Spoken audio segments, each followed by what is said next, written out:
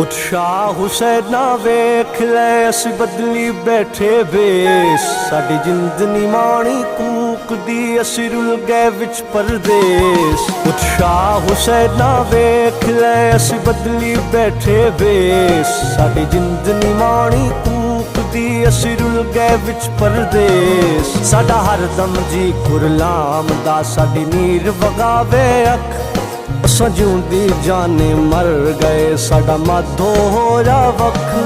सानू सप समेत डंग दा सानू पल पल चढ़दा जहर साडे अंदर बेले खौफ दे ते जंगल बन गए शहर।